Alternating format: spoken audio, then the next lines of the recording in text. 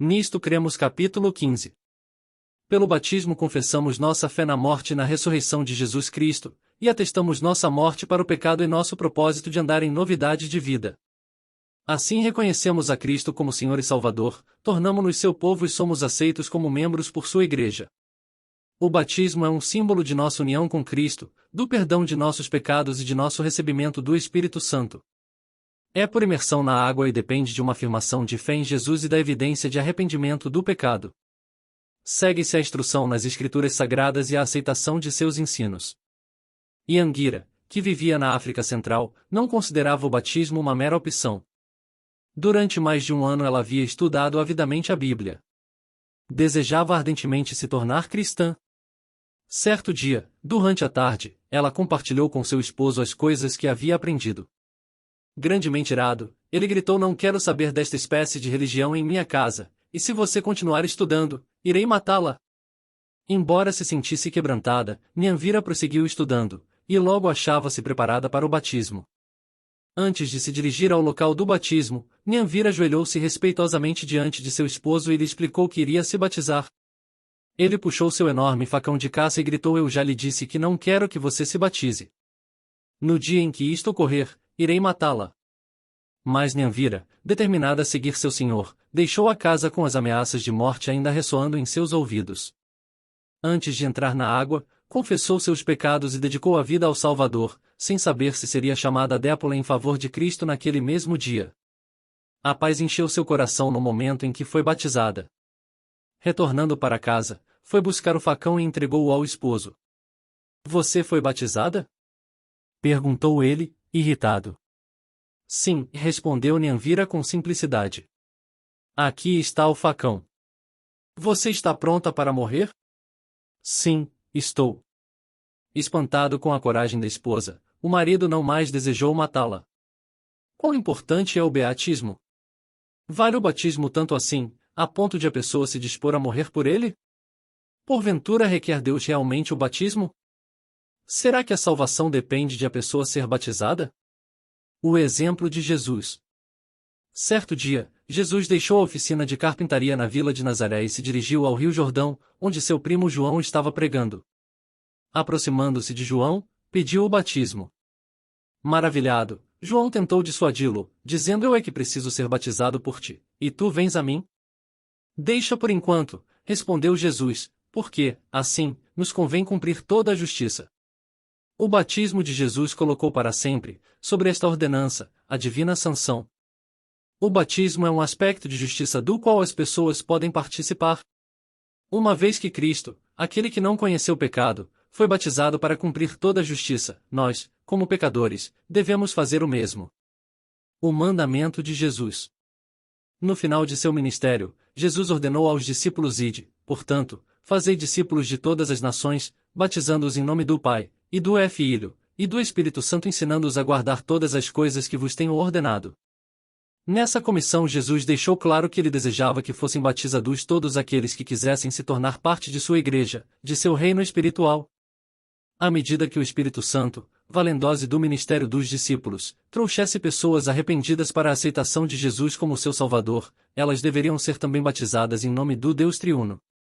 Seu batismo demonstraria que elas haviam ingressado em um relacionamento pessoal com Cristo e se comprometiam a viver em harmonia com os princípios de seu reino de graça. Cristo concluiu sua ordem de batizar, assegurando que estaria conosco todos os dias, até a consumação do século. Depois da ascensão de Cristo, os apóstolos proclamaram a necessidade e urgência do batismo. Em resposta, multidões foram batizadas, constituindo a Igreja do Novo Testamento e aceitando a autoridade do Pai, do Filho e do Espírito Santo. Batismo e salvação. Cristo ensinou que quem crer e for batizado será salvo. Na Igreja Apostólica o batismo seguia-se imediatamente à aceitação de Cristo. Tratava-se da confirmação da fé dos novos crentes. Pedro utilizou a experiência de Noé durante o dilúvio para ilustrar o relacionamento entre batismo e salvação. Nos tempos antediluvianos o pecado atingira tais proporções que, por intermédio de Noé, Deus advertiu o mundo a que se arrependesse e fez-se a destruição. Somente 8 pessoas creram, entraram na arca, e foram salvas através da água. Pedro explica que a arca, figurando o batismo, agora também vos salva, não sendo a remoção da imundícia da carne, mas a indagação de uma boa consciência para com Deus, por meio da ressurreição de Jesus Cristo P.E. Pedro explicou que somos salvos por meio do batismo no mesmo sentido como Noé e sua família foram salvos através da água. Evidentemente foi Deus, e não as águas do dilúvio, quem salvou Noé. Por analogia, é o sangue de Cristo, e não a água do batismo, que remove os pecados da vida do pecador. Mas o batismo, de modo semelhante à obediência de Noé ao entrar na arca, é a resposta de uma boa consciência para com Deus. Quando o homem, pelo poder de Deus, responde, a salvação providenciada pela ressurreição de Jesus Cristo se torna efetiva.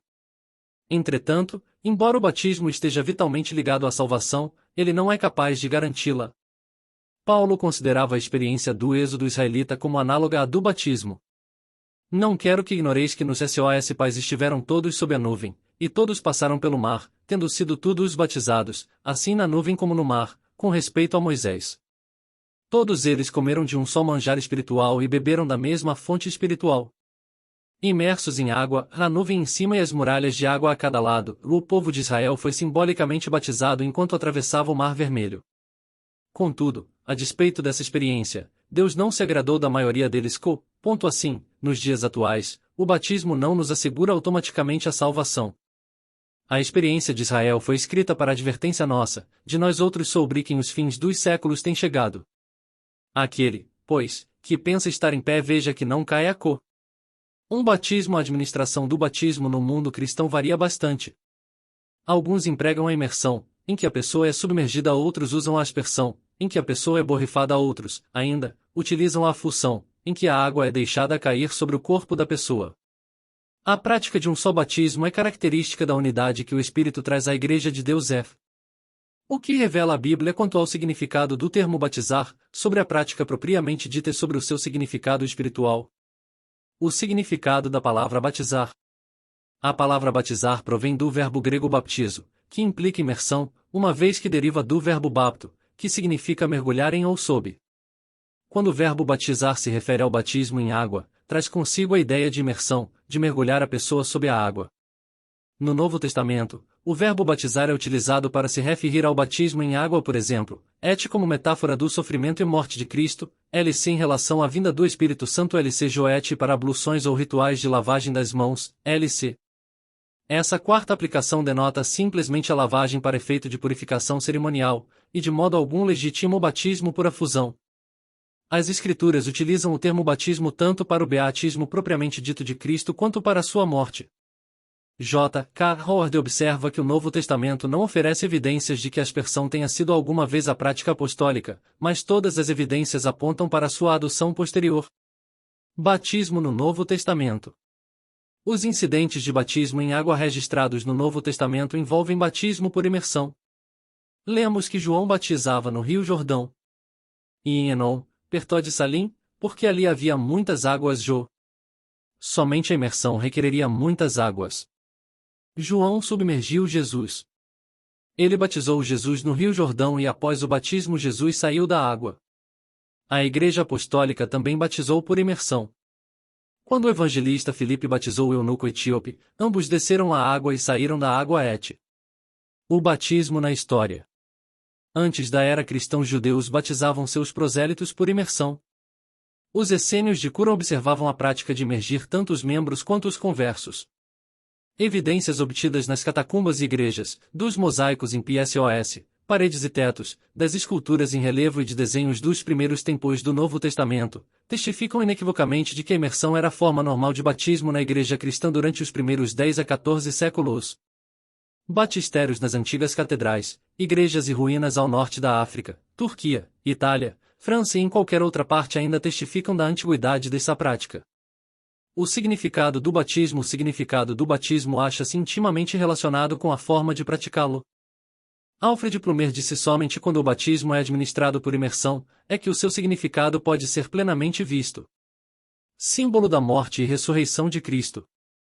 Assim como ser coberto pelas águas simbolizava grau extremo de dificuldades e aflições SL, assim o beatismo de Jesus em água representava a aprovação profética de seus sofrimentos, morte e sepultamento. LC Sua saída das águas falava de sua subsequente ressurreição. RM.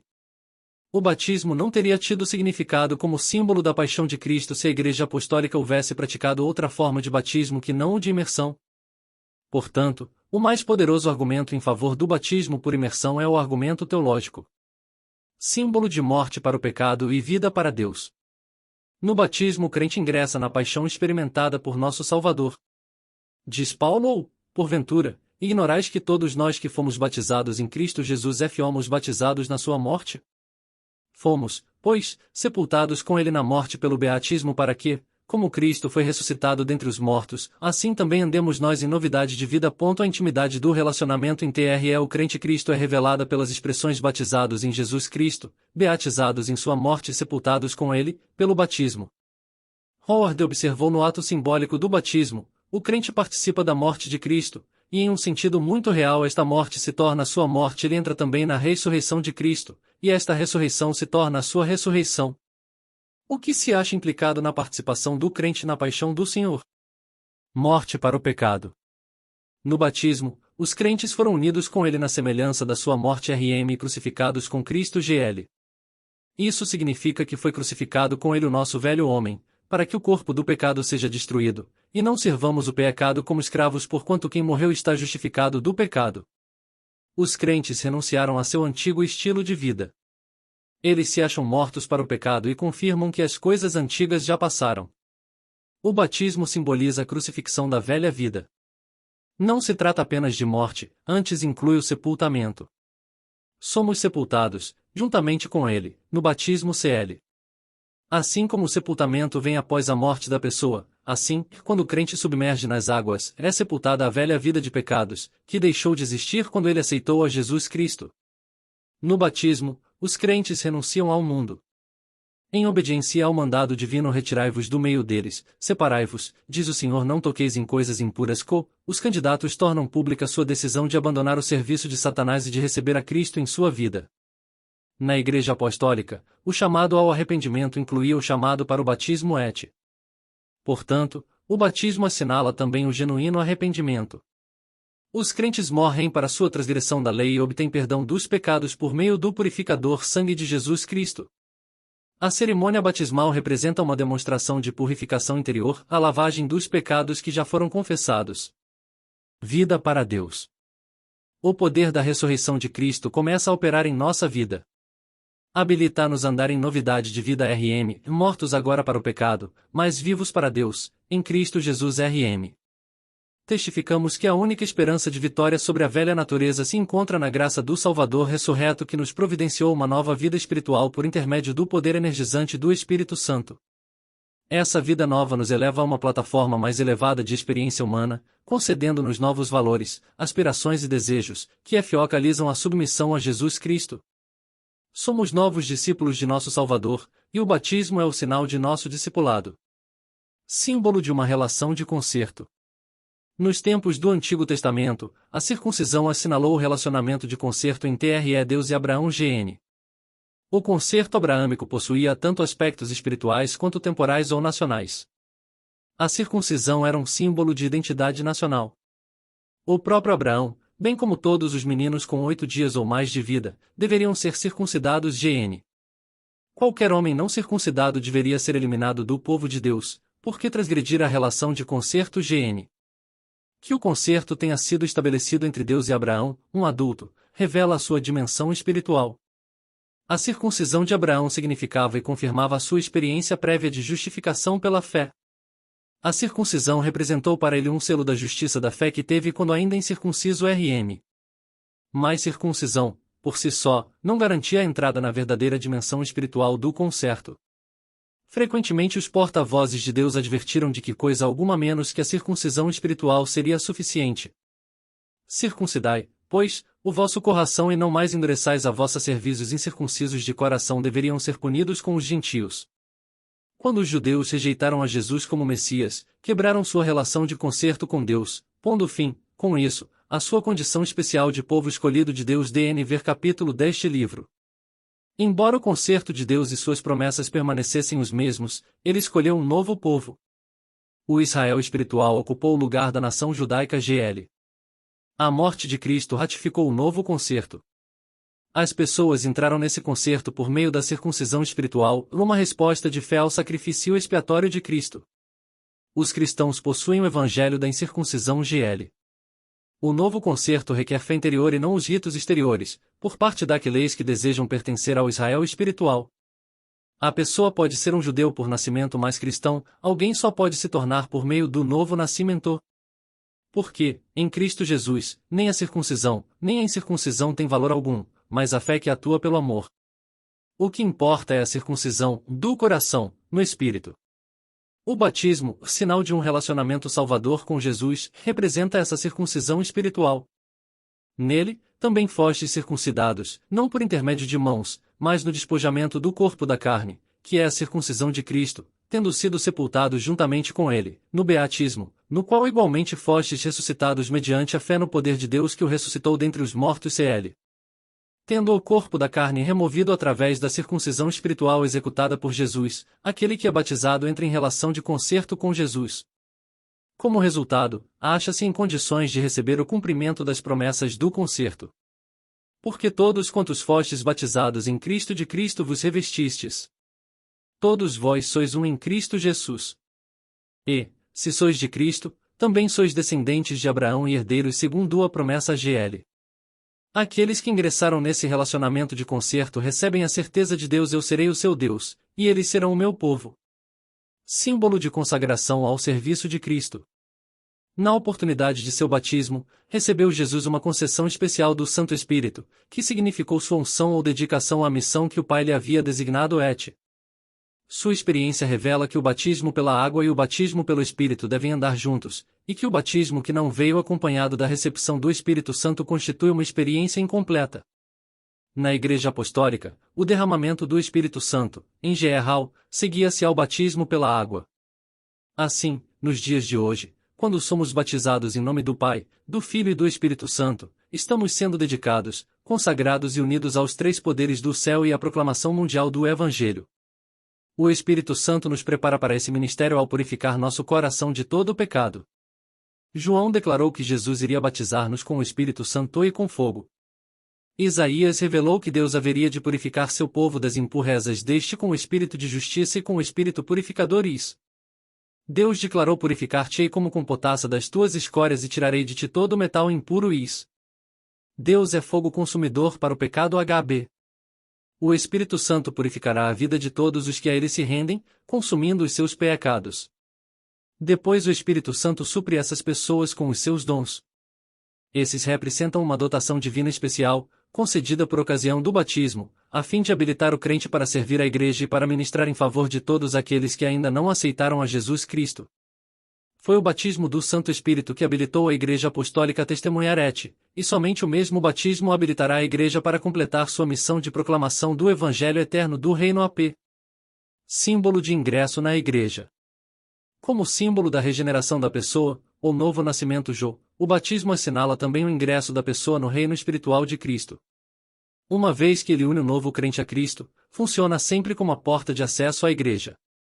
Por meio do batismo, o Senhor acrescenta novos discípulos ao corpo de crentes, seu corpo, a Igreja Assim, eles se tornam membros da família de Deus. Ninguém pode ser batizado sem se unir à família da Igreja. Qualificações para o batismo. As Escrituras comparam o relacionamento entre Cristo e sua Igreja com o casamento.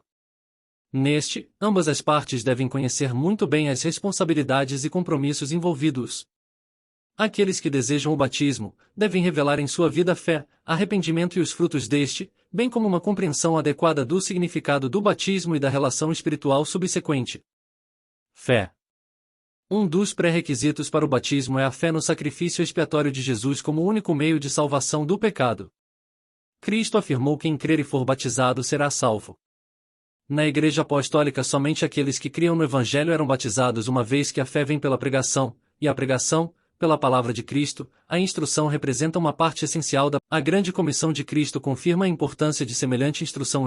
Portanto, fazei discípulos de todas as nações, batizando-os em nome do Pai, e do Filho, e do Espírito Santo, ensinando-os a guardar todas as coisas que vos tenho ordenado.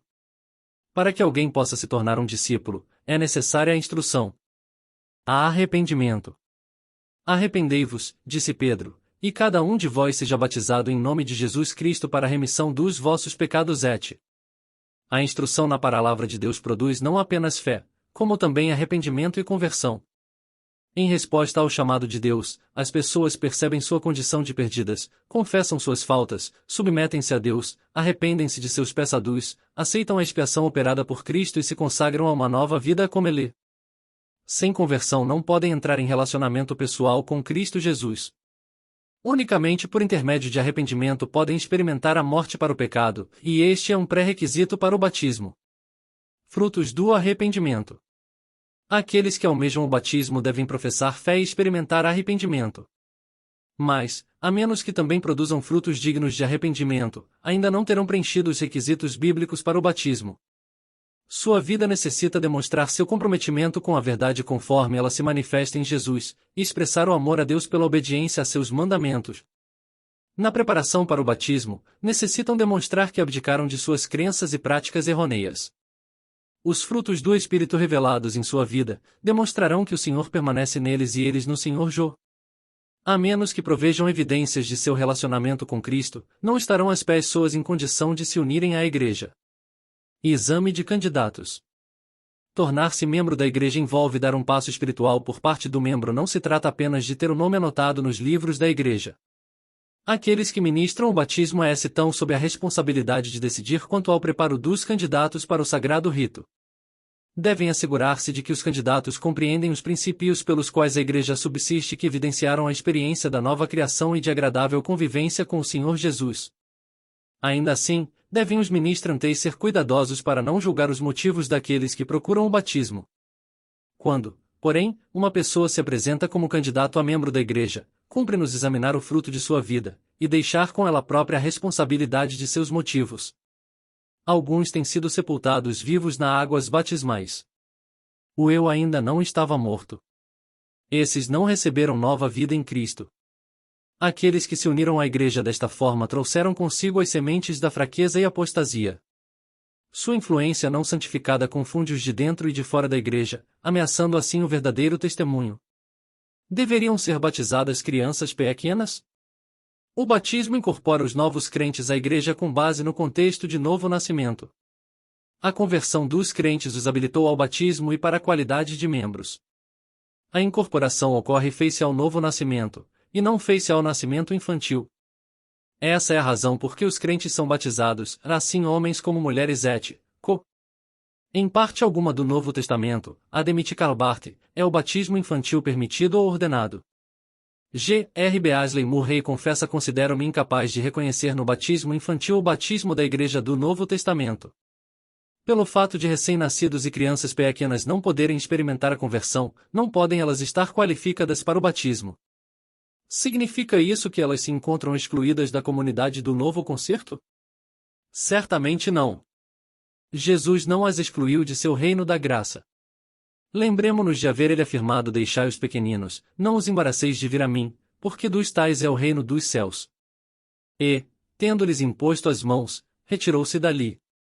Pais crentes desempenham um papel vital na condução de seus filhos àquela relação íntima com Cristo, que no decorrer do tempo as conduzirá ao batismo.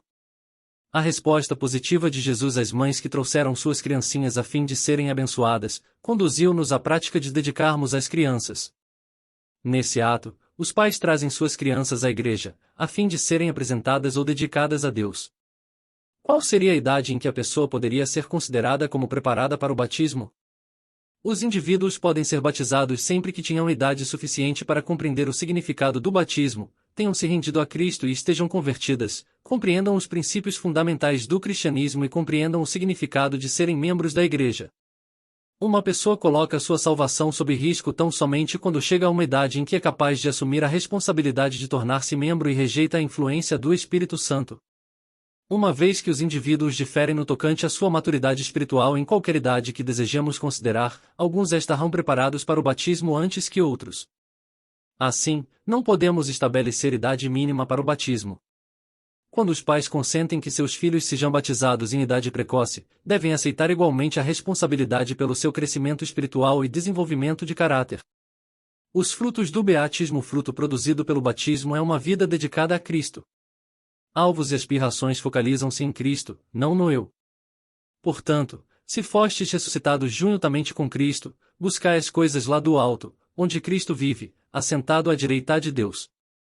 Pensai nas coisas lá do alto, não nas que são aqui da terra CL. O batismo não representa a consecução dos píncaros da experiência cristã.